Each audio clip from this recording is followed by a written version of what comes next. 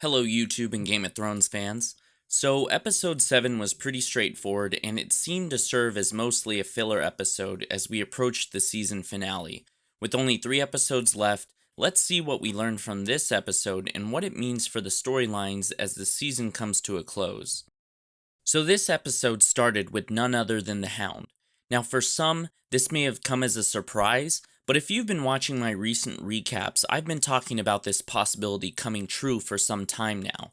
The last time we saw him, he was on his deathbed at the end of season 4, so it's been some time since we've last seen him. Apparently, he had been rescued by the leader of a religious group who nursed him back to health.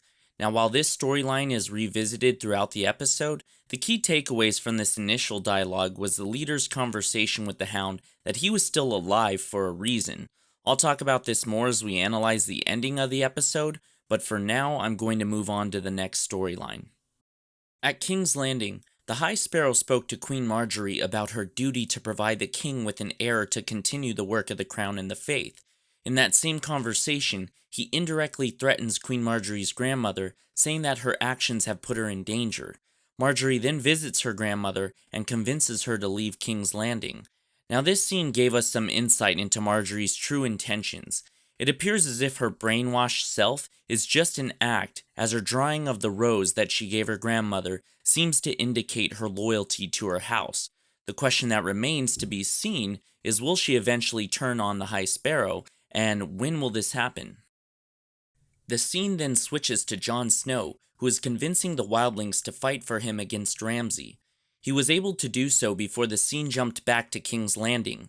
In this brief scene, Lady Olenna spoke to Cersei before her departure home.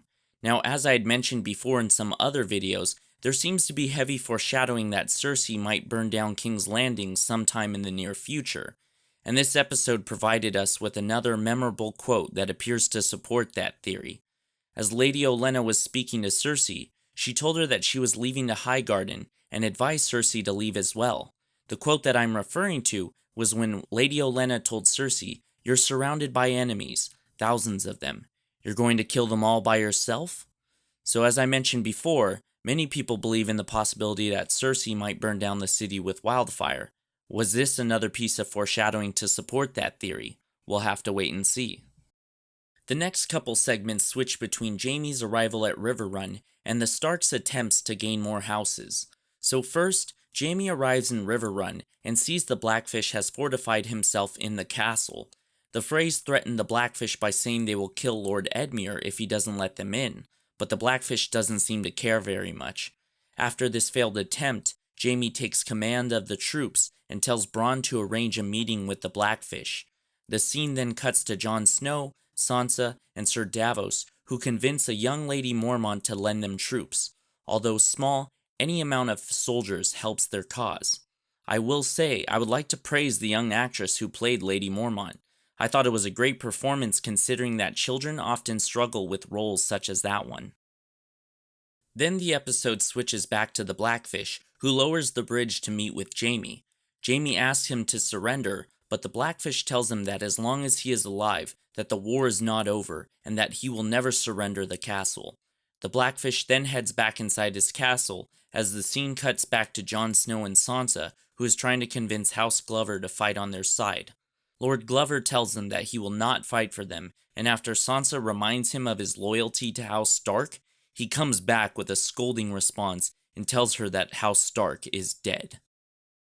After that scene, Theon and Yara are shown in Essos. She tells Theon that she needs the old Theon back and that they are going to meet with Daenerys to make an alliance.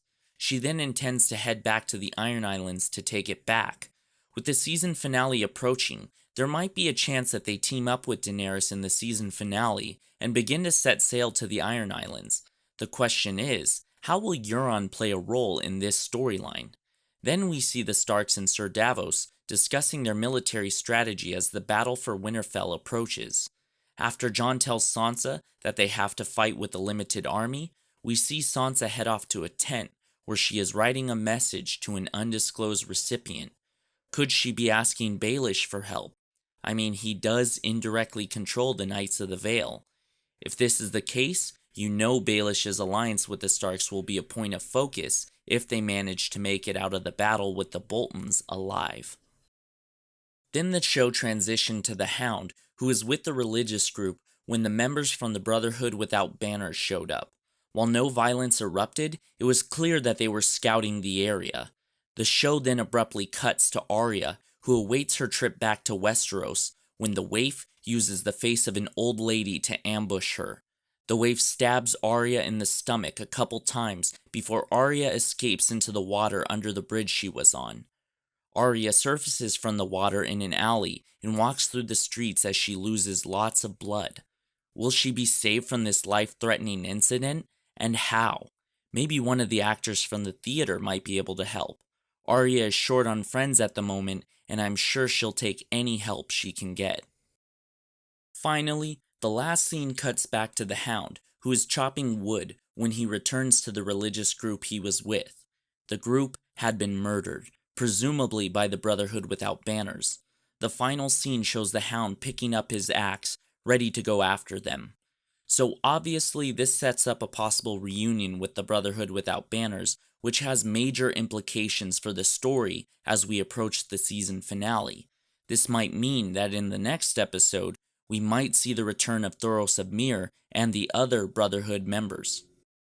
So if the Brotherhood Without Banners returns, then the final episodes might actually feature a return of Catelyn Stark as Lady Stoneheart. As I've mentioned in my past recaps, the stage seems set for the book character to make her appearance in the show. In the books, Lady Stoneheart becomes a leader of the Brotherhood Without Banners. Now that they are coming into the picture, it does seem like an opportunity for them to incorporate her into the show, and in the books, the Hound becomes a part of that alliance. Although these characters come together differently in the books, the show might still bring them together in the finale, and that of course would have major implications for Season 7. For example, this opens up the possibility that the Hound fights the Mountain in Cersei's trial by combat in the following season. But there are still many storylines that need to be covered, and there's only so much time left in this season, which is why we'll have to wait and see what they fit into the last 3 episodes. It's going to be exciting to see where they leave the storylines of the different characters as the season comes to an end. Thank you for watching this video, and make sure to subscribe to this channel for more Game of Thrones videos as well as other related content. Take care.